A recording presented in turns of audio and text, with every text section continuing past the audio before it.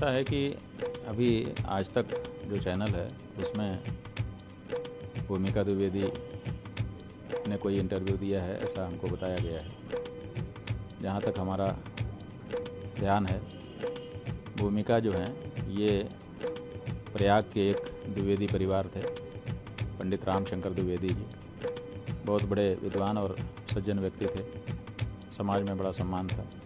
और हमारे जो ब्रह्मलीन गुरु जी महाराज हैं उनके बहुत प्रिय शिष्यों में से वो थे।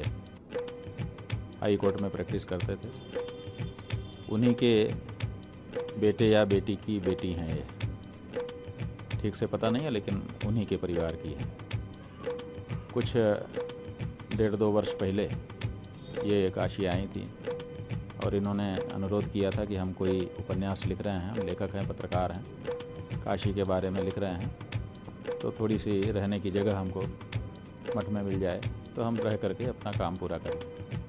तो हम लोगों ने कहा हमारे यहाँ तो लंबे समय तक रहने के लिए हम लोग देते नहीं हैं, जो हमारे अतिथियों के लिए आने का है तो 1-2 दिन के लिए आप रुक जाइए, उसके बाद आप व्यवस्था कर लीजिए।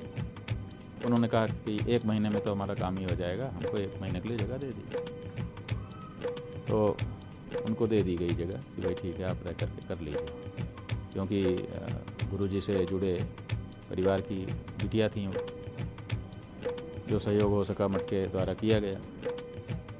बाद में कुछ दिन के बाद जब उनसे कहा गया कि अब आपका समय पूरा हो गया, आपको दूसरी व्यवस्था या तो कर लेनी चाहिए या तो काम पूरा करके वाइंड अप कर लेना चाहिए, तो उनका अच्छा व्यवहार नहीं था हमारे प्रबंधकों के साथ। तो प्रबंधकों ने हमसे, हम कहीं दूसरी जगह पर थे, कहा कि इनका व्यवहार अच्छा नहीं है और डर लगता है हम लोगों को कि क्या पता किस समय या क्या कर दें, इसलिए। तो हमने कहा ठीक है, उनको आप लोग कड़ाई से कह दीजिए कि भाई अब चले जाइए यार। तो उन लोगों ने कड़ाई से इनको कहा, फिर ये चली गई। तो वो जो महीने भर इनको यहाँ पर रहने की सुविधा दी गई और सहयोग किया गया, उसको भूल गई हैं ये। और जो इनको कड़ाई से कह दिया गया कि अब आप दूसरी व्यवस्था कर लीजिए, उसी को याद रख करके अपनी को नस निकाल रही हैं। इतनी सी मूल बात है, बाकी उसमें जो भी वो जोड़ दें कोई बात ही नहीं। होने का क्या सिलसिला है? हाँ, ये 2-3 दिन पहले एक ऑडियो क्लिप भी आई थी, उसमें ये आशुतोष ब्रह्मचारी से बात करती हुई दिखाई दे रही हैं कि हम आपको बहुत कुछ बताना चाहते हैं। मतलब आशुतोष ब्रह्मचारी इस समय मठ के विरोधियों का केंद्र बन गए हैं, तो जो भी विरोध करना चाहता है वो उनके पास पहुंच रहा है, ऐसा उस ऑडियो से पता चला। तो वो कह रहा है अच्छा हो बिल्कुल हमको बताइए आदि आदि। तो तभी पता चल गया था कि इनके मन में जो खुन्नस है वो अब इस तरह से निकालना चाहेंगी, तो पता ही था। अब उन्होंने आज तक पर इंटरव्यू दिया, ठीक है। हम लोगों ने तो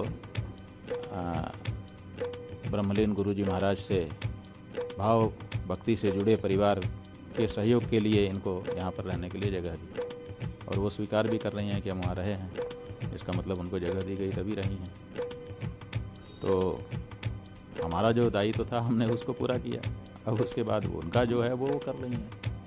हर व्यक्ति अपनी प्रकृति के अनुसार ही करता है।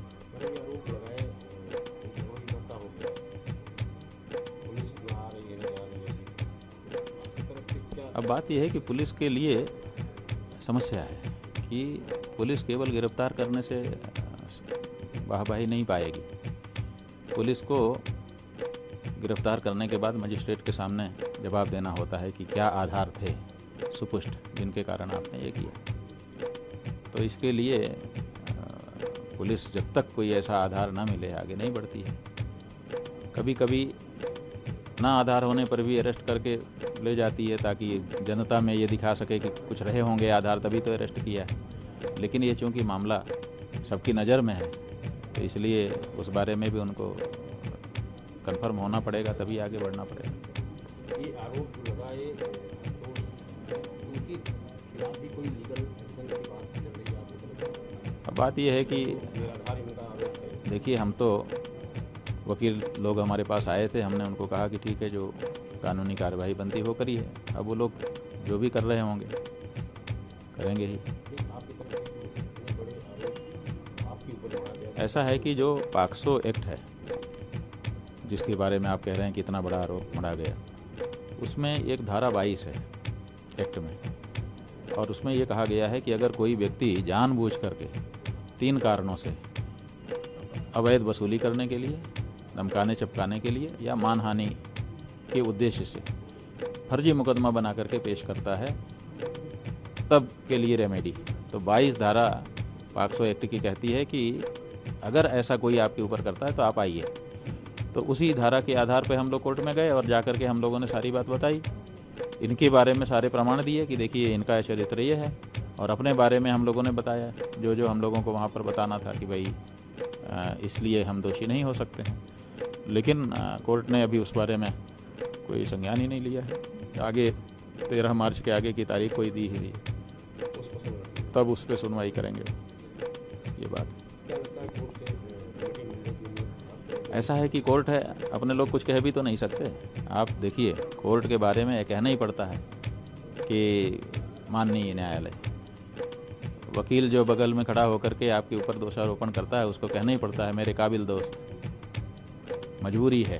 तो न्यायालय तो न्यायालय है, अपने विवेक से जो करेगा उचित ही करेगा। सरकार पीछे ही लगी हुई है। बात यह है कि सरकार पीछे लगी है, उसको एक अपराधी मिल गया है जिसके माध्यम से वो अपनी इच्छा को पूरा कर सकती है, तो उसका पूरा लाभ सरकार भी उठा रही है और अपराधी भी, उसको भी सरकारी संरक्षण चाहिए था, वो मिला हुआ है। तो इस समय तो दोनों आनंद में। ये प्रेस कॉन्फ्रेंस भी आपकी?